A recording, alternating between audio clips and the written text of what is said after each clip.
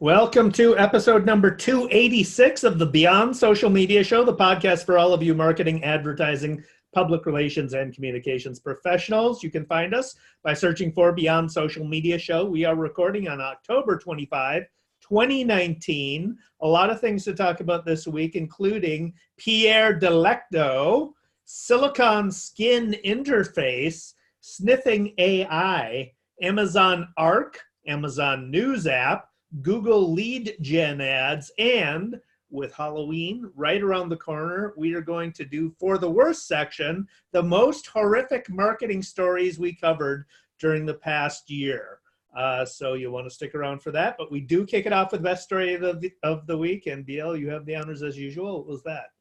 Well, this one's really fairly hysterical, but this is the reporter at Slate named Ashley Feinberg discovered that Mitt Romney has a secret Twitter account named Pierre Delecto, and the story went viral. And what's so interesting about it is that she read an interview about Romney in The Atlantic, and in that he mentioned that he had a secret Twitter account that he uses to keep tabs on political conversations. So Feinberg did this great detective work, great journalism research, and learned that the name of the secret account is Pierre Delecto. And when she asked him if that was him, he simply said, "C'est moi." So how she found him is the coolest part. She dug through the Twitter accounts of his offspring, of which he has 6 or 7, and she focused on their followers and who they followed, and she made notes of who seemed to be making an effort to conceal their identity, and she came upon Pierre Delecto. And Pierre has only tweeted 10 times in total, and all of them have been replies to other tweets. You know, the kind of behavior that you might expect from somebody who describes himself as a lurker. So the story of her detective work is absolutely fascinating, and I'll put a link to the story, to her story, in the show notes. But I went to look before the show to see, because I know he made that account private, and then he made it public, and then he made it private, and now there's like a dozen Pierre Delecto accounts. This is the real Pierre Delecto, and I mean, it's hilarious. One's a dog. So anyway, it was a fun story, and what a great job she did. Absolutely. That I would have gone to look at, I would have started by looking at everybody who's critical of Mitt Romney on Twitter and then try and figure it out from that angle, right? But that's a very smart approach that she took. Yeah, well, she found one, I think it was a grandchild, who only had 421 followers, so it was easy to sift through those. Yeah. You know, because some of the others were on Twitter longer and had more of a following, so she's like, how am I going to do that? But, you know, she came across this, and it's really very interesting. And apparently there are a lot of people in politics who have secret accounts where they keep track of what's being said of them, but, you know, they're not. And I'm imagining right now there's reporters trying to figure out half a dozen of those just for the fun of it. Very good. This one is in the spirit of Halloween. I put it in the best because, well, you'll find out why, but it could be in the worst. It's kind of creepy. This is a Fast Company article by Mark Wilson, who reports on a project called Skin On Interfaces. It's a new research project of Bristol Interaction Group. There's contributions from scientists at Telecom Paris Tech, HCI Sorbonne University, and CNRS. And what it is, it's modeled after real human skin, but it's silicone that's molded with like intricate wrinkles that are similar to what you've got on your own skin.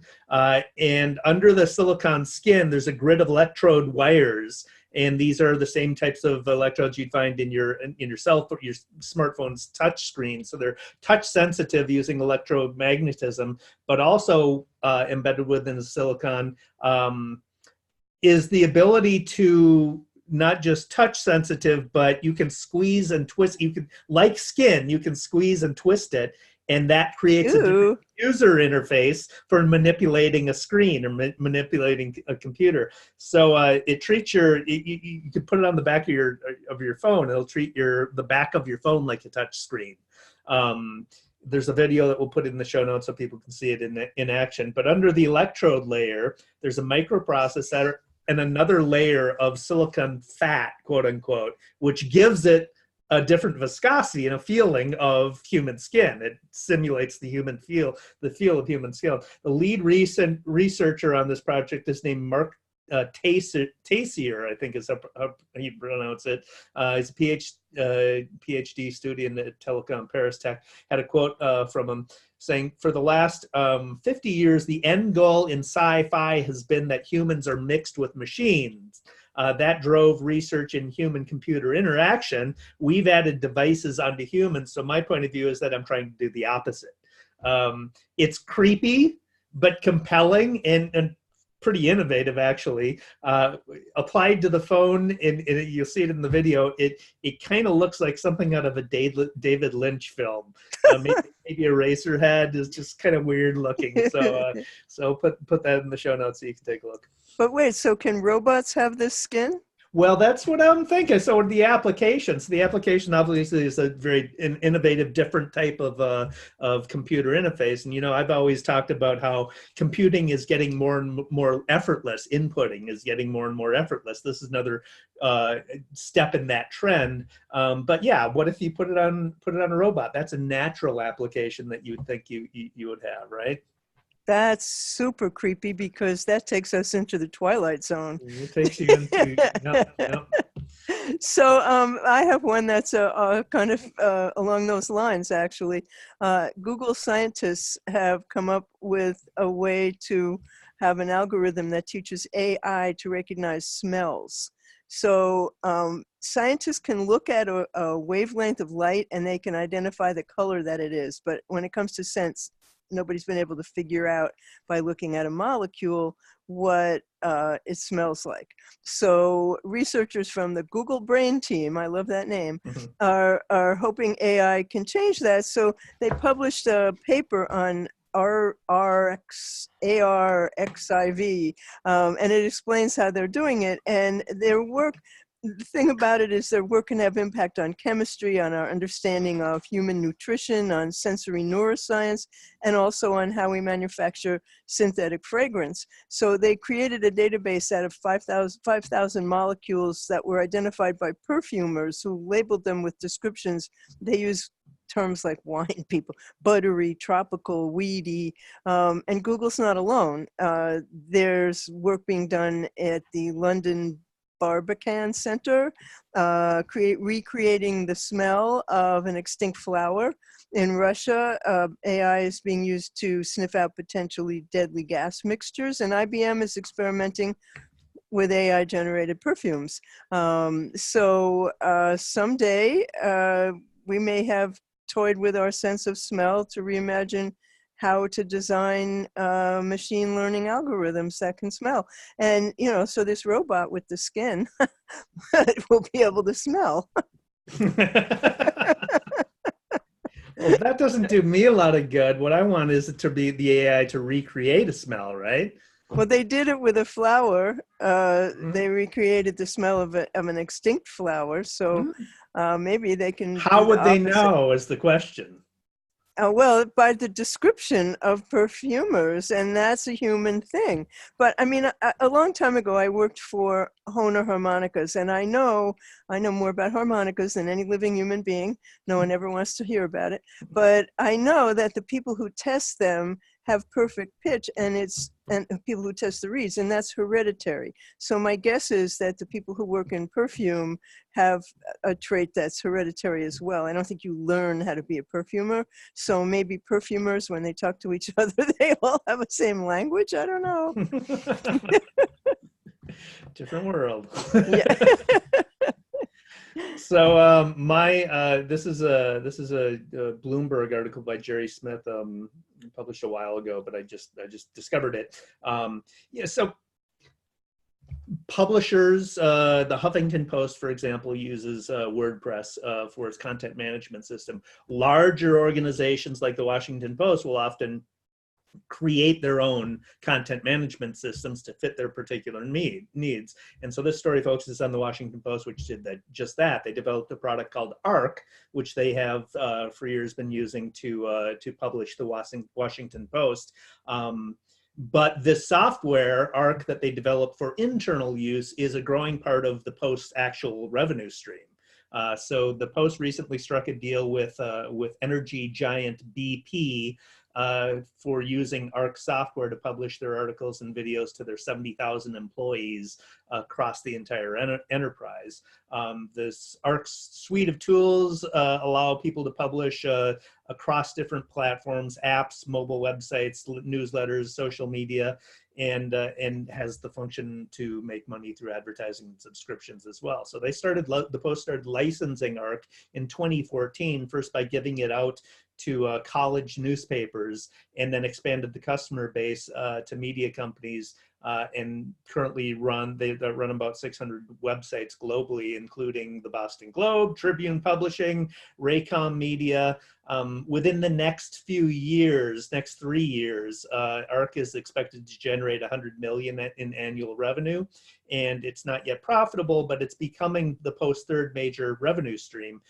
It seems to me this story struck me because it's a sustainability model for Washington Post journalism, which, as we know, journalism is having a tough time of maintaining that profitability model. The value is in the data, and that's something that Bezos is brilliant about understanding from beginning. He built an online bookstore. That e-commerce platform turned into Amazon Web Services. He turned the infrastructure into a subscription service. So the Amazon Web Services is actually one of Amazon's largest revenue generators. This seems to be the same thing with the Post, is turning their infrastructure into a subscription or into a service that they could sell and earn additional revenue. So they're fascinating innovation story. That's a brilliant way to go about it. And, it's a situation where necessity is the mother of invention. Yeah. And you take that and you put a smart man like Bezos in charge of it. And, that is brilliant. This is also related to news. And Amazon has launched a news app. It's free, it's customizable, it's on Fire TV, and it's made to compete with Apple. Facebook announced that it's going to have a news tab, but that's another story. This is from a TechCrunch story by Brian Heater, and the list that Amazon has nearly 20 different outlets, a number of which are Yahoo subsites like Yahoo Finance, and they have Reuters, CBS, Sports Illustrated, and Huffington Post. The New York Times, Reuters, NPR, Wall Street Journal, and CNN are not participating, but Amazon promises they're going to continue to expand this network. So once the outlets have been chosen, you'll be able to ask she who cannot be named, play the news. And the Echo, what is it called? Amazon Echo? Yeah. Yeah, Echo-enabled Fire tablets will be getting the app sometime in the near future. So that is really another avenue for for Amazon. So I'm sorry I didn't catch this. Is this going to be video news? Or no, this is going to be both. audio? This will be this will be printed news. Well, I guess it'll have to be audio if you can ask what's her name to play it. Yeah, it'll have to be audio, and I don't know that there's going to be video. If it's on the reason I ask is if it's an app on Amazon Fire TV, I would suspect. So it has to have both. It would include video, Yeah, it has to have both. That's definitely it. See Yeah, but what happened this week with I can't think of the name of it, how weird, Facebook, is something we'll talk about next week when the air clears about what's actually going to happen and how it'll be responded to. Yeah, well, this is a quick one. This is an article from Matt Southern at Search Engine Journal, who reports that Google is testing lead generation forms for advertising for their ads. So they're designed to attract customers with a compelling call to action. You can customize your lead forms with a title and description. The forms can include your customer ask for a customer name, email address, phone number, zip code. You can design and upload your own background image for the lead form. You have an option to deliver on your call to action through either a website link or a direct download. You can customize the message after the call to action has been completed. There's no word on whether, in the article it didn't mention whether the information in the form would be autofillable presumably Google knows a lot of the people who are using, you know, its That's for search and sure. everything. So you could just click one button and fill out all the information without the user having to actually input the individual forms. That would be fantastic. It's currently in beta for select businesses, so not available to everyone, but that's something to look for in the future. So that brings us to our stories that were the worst of the year. It does And indeed. what we'll do is we'll tell them to you, and then we'll try and rate them after we've heard them all. So this is not one. These are all stories we covered on the show during the year, except for this one. But no story about the worst campaigns of the year could possibly leave out the Jimmy Iced Coffee sex ad. And the founder of Jimmy Iced Coffee is a guy named Jim Cregan, and he posed in his underwear in an ad entitled Pure Sex. It did not turn people on or make them want to buy coffee. So there was a London Coffee Festival in March, and Cregan, who's a little on the hairy side, was seen on billboards all over London wearing nothing but his underwear. And he told the London Post, "I am so proud of my body and my iced coffee that I thought I'd get them both out for the people of London. They are both truly works of art. And as summer is fast approaching, I thought it makes sense to get in the sun's out, guns out mood." So, of course, there was a lot of pushback for that. And so when, you know, everybody made fun of them and particularly made fun of him, the brand responded, "Damn it, this ad was designed to get your attention, and that definitely not work. You might not like the ad, but you might like our coffee. We can get a case of it in the post for your crew if you like." I don't know how many takers there were for the offer. So any, you know, the beverage or food is, you know, traditionally you present it in an appealing way so that people want Well, to he thinks he is consume it appealing. because you literally consume the product. So yeah, maybe. And he's, you know, he's laying on the ground with a coffee in his hand, and it says "Pure Sex." Oh God. Which it Yeah. is not. Yeah, the worst part about it is that line. Yeah, It's like, exactly. don't even put that notion in my head while I'm looking at this image. Right, and I'm drinking coffee. Leave me Uh, alone. uh, So that's right. pretty awful. That It's belongs pretty in the awful. annals of horror. Yeah, it does. Horror. Yeah. Yeah, it does. Oh my God. All right. So this one you remember. This is a bunch of different people reported on it. Quartz, Mark Bain. I'm going to go through and make sure we get all the credits. There's SB Nation's Ricky O'Donnell, The Independent's Colin Drury, and it was all about Nike. And Nike, remember, they had there was a basketball player at Duke University, one of the top people who was coming out in the NBA draft, Zion Williamson, was 33 seconds into his game versus University of North Carolina, and planted his foot, and his Nike sneakers blew. They just ripped apart. And he twisted his ankle. This is a young guy who's on the verge of superstardom in the NBA, and his sneaker blows out, and he risks injuring himself and risking his future earnings big time. So, you know, when your product fails that prominently, it was also on a night when the NBA wasn't playing against a marquee college lineups. There were a lot of people watching this game. President Obama was sitting at courtside, so there was a picture of him actually gaping with his mouth agape at it. So a lot of publicity out of this. So Ricky O'Donnell from NB Nation kind of framed it perfectly with this quote: "Maybe it's because the cheap tickets for Duke and North Carolina were going for $2,500. Maybe it's because former President Barack Obama was sitting courtside because it happened just 33 seconds into the game between college basketball's premier rivals on a night the NBA took off. You couldn't turn off the TV the next day without everyone giving an opinion on whether Williamson was best off shutting it down for the rest of the year ahead of the NBA draft.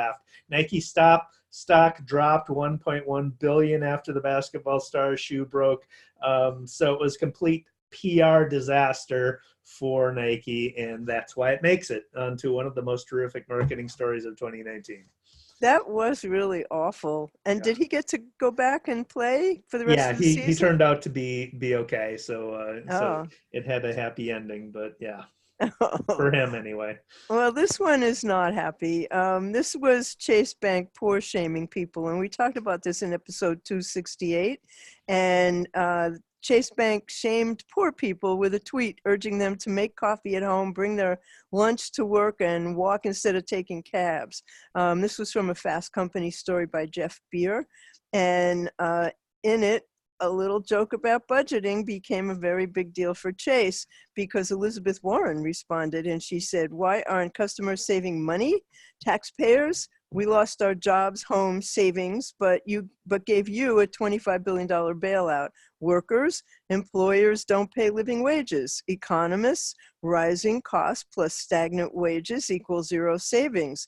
Chase, guess we'll never know. Everyone, seriously?"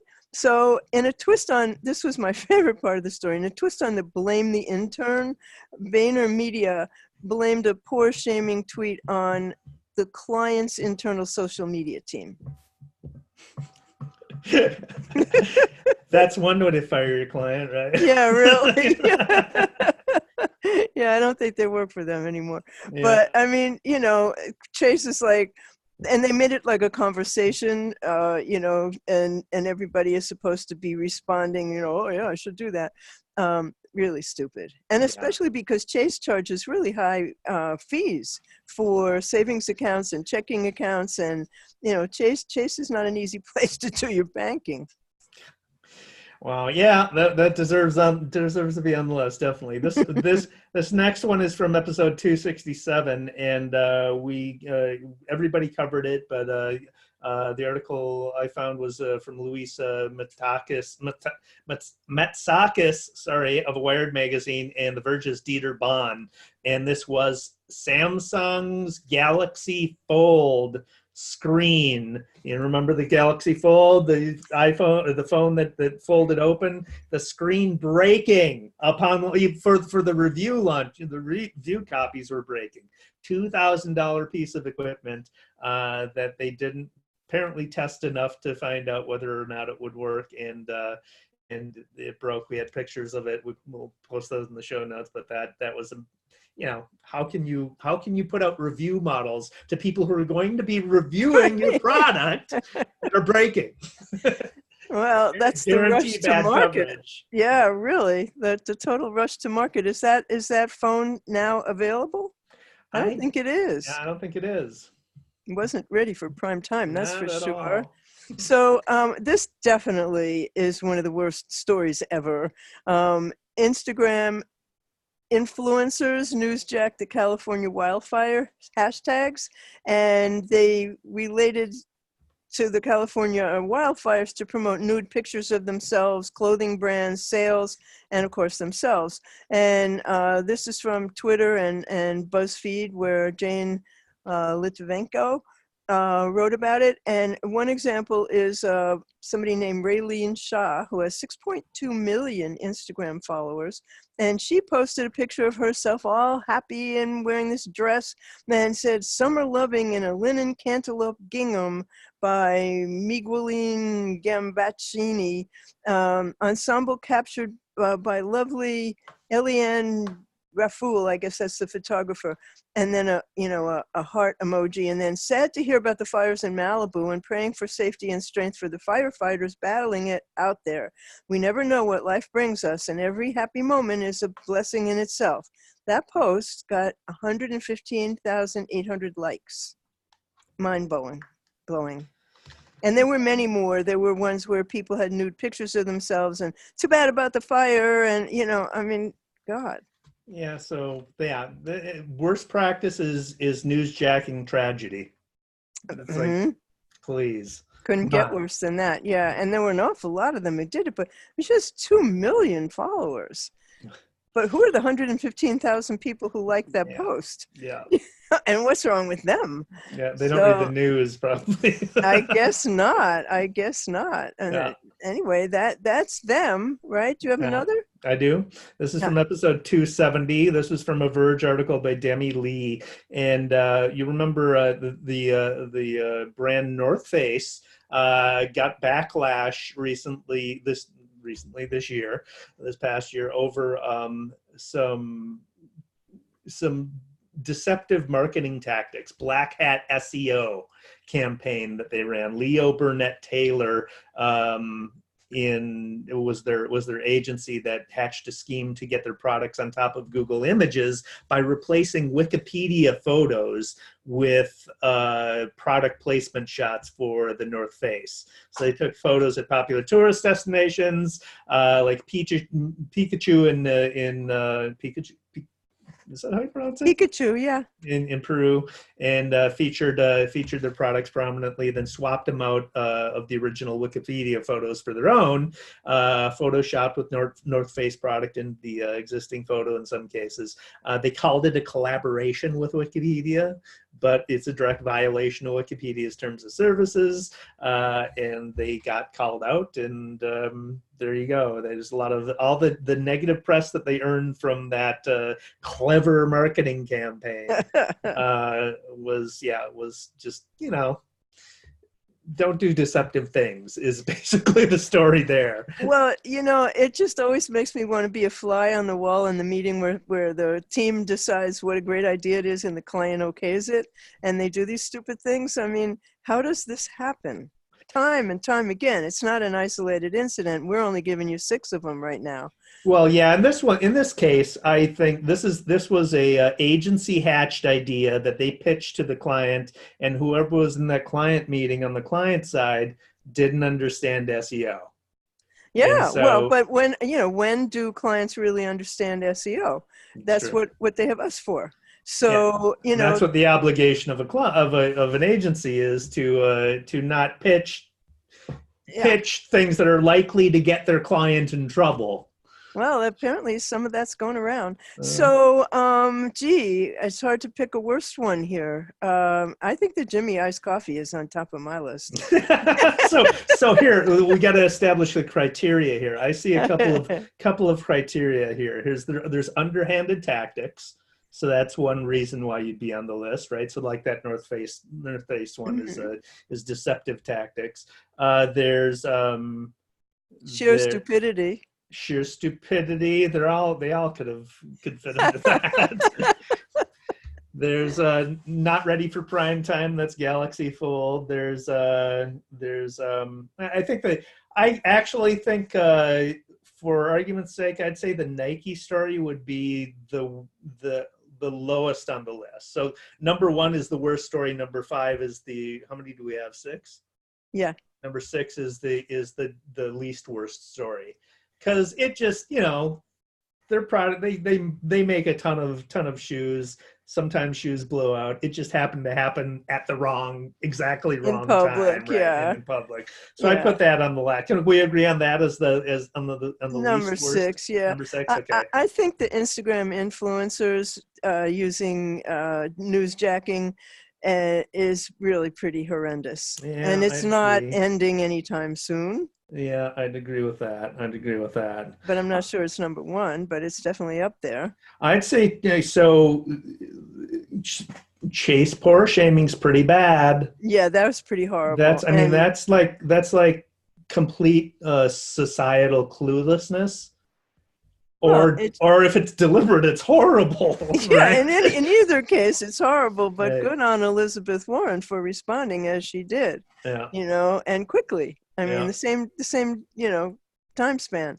So that might be the worst thing. So that's pretty bad, because you were really mocking humanity there. Yeah, that's pretty bad. I kind of put that high up on the list. Maybe that's number 1. Yeah, that could be number 1, definitely. And I got to have Jimmy's iced coffee up there somewhere high. Well, so I get why you say that. It's gross. Yeah. So, I mean, you shouldn't be gross when you're selling food. No, you shouldn't.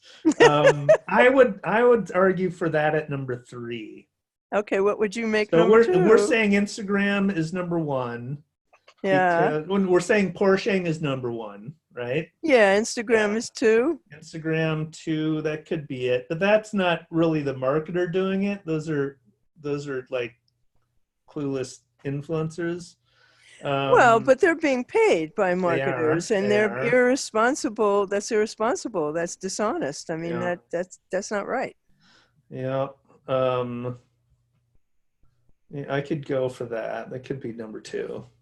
Okay, so we have Nike stock at 6. And he We said have two is influencers at number two. We got I Chase Bank at Chase number Bank at 1. number one, and then maybe North Face at number four because it's deceptive, Yes, definitely. and then that leaves The Galaxy and Jimmy. the Galaxy is only hurting Samsung. Right. So I put But that at it's five and Jimmy at four. Does that make sense? okay. I'm okay with that. All right, there we go. We got our list. We got our list of the most horrible marketing stories so far. So So far, far, it's only right? There's still October. time. There'll be more. So that brings us to our shiny objects. It does. What do you got? Oh, I got a good one. You know, I'm having trouble with Instagram, and I wanted to use Flume, which I didn't mind paying $20 for. That doesn't work, and they don't respond. So don't spend your money on Flume. But here's a free app called Over. And it lets you add text and graphics to, I'm sorry, I'm on the wrong one. It's called Iconosquare. And it's a mobile tool for managing Instagram accounts where you can do planning and scheduling, and you can manage multiple accounts. You can post, you can optimize, you can analyze your performance, and you see analytics, and you can save the hashtags, which is great, and other content. So this is called Iconosquare, and it's free. It's available for Apple and Android, and I'm going to try it immediately. Yeah, a lot of people like Iconosquare. I didn't realize there was a free version of it though. Yeah, That's there is. Well, so it's going to turn out that I have to pay for it, you mean? probably. I don't know. I did last time I checked. I didn't realize that there was a free one, but Yeah, there is. I know it's highly. There's a lot of people who sing its praises, so that's a good one. I'm using Buffer at the moment, but this one's free. We'll see. There you go. Mine is just discovered this. This is from SERPs, SERPS.com. It is Google Location Changer. So they have a tool, we'll put a link to it in the show notes so people can use it, where you enter a keyword or a phrase or a country or location, geo keyword, geolocation keyword. Like for me, if I wanted to search, I don't know, Nebraska, I don't know, city in Nebraska or just Nebraska. You put in a keyword for the place that you want to search for, and then or the keyword you want to search for and the location. I'm sorry, I'm messing this up. So in Nebraska, it would be corn, right? So well, you could do marketing agencies and then Nebraska or whatever keyword phrase you're interested in, and you get the local search results for that location that you inputted. You can also get localized paid results as well, so you could see what ads were showing on the Google search results for that location. So this is useful for local SEO. So if you're doing optimization for a business, a restaurant in Chaska, Minnesota, where I live, then I would put in restaurants in Chaska and see what the search results look like for people who are in Chaska searching for restaurants in that location. So for That's local cool. SEO, it's great, and then for international SEO, it's great as well. So you can, if you're doing international SEO and you need to know what the search results look like for a particular country or city in a particular country, you can do that as well. So really, really handy tool. And that's free. Yep. That's very cool. So the other one I have is called Over, and it lets you literally add text and graphics to photos and videos. And that's free, and it's available for Android and Apple. And I've played a little bit with it. It's a fun one. Yeah, Over's really great. I've been using that for a while. It's fantastic. Yep. Okay, so I have a project, but I'm not ready to tell. So that brings us to daily numbers. All right, let's wrap this up. This is smart speaker skill discovery. So with rather than the Echo, Amazon decided to call their apps for their smart speaker skills rather than apps, which is what they are. But anyway, so this is from NPR and Edison Research, how people discover skills for their smart speakers. 45% find them from recommendations from friends and family. 34% said emails from the smart speaker brand. So with my Amazon Echo, I get an email every week basically about new things about my Echo that I might not have known. That could include a message about a particular skill that's available on the Echo. Searching the smart speaker app, 29%. So you open up the app on your phone for your smart speaker and search it within there. That's how I originally found skills for my Echo. Recommendations from the smart speaker itself. So I've never heard any Talks to you. recommendations. Well, actually, I do. My Echo show has a message that tells me that skills are. It does recommend apps to me. So I've seen. But that when you're talking to it, or just out of the blue, or well, the show has a screen, so it'll show it on the screen. Yeah. Without being asked. Well, no, I mean it doesn't have to because it's just got a screen, so it can just show whatever on the screen. Right. Okay. Yeah. So news tech sites, 18%. Companies advertising that they have a smart speaker skill, 18%. So there's not a lot of that going on. But that's exactly how I would do it because You that could seems stand the most out. direct way of doing it. Yeah. Yeah. And then recommendations from NPR's flash briefing, 7%. There you go. That's how people find skills for the smart speakers. I'm still resisting a smart speaker, but I'm breaking down. You will break down. It will happen. Mark my words. I'm sure it will. So that brings us to the end of episode 286 of the Beyond Social Media Show. And if you want to find us, you just search Beyond Social Media Show. And you can find links to everything we discussed here, including the horror stories, at beyondsocialmediashow.com/286. And David Erickson is on Twitter as D. Erickson. He's on Instagram as DE Erickson. He's on YouTube as eStrategy, and he blogs at the wonderful eStrategyblog.com. I'm on Twitter as What's Next. I blog at What's Next Blog. I'm on YouTube as What's Next Blog. And we are BeyondSocialMediaShow.com, and on Twitter, we're BS Media Show. So that brings us to the end of the show, and we thank you for watching. Thanks for watching.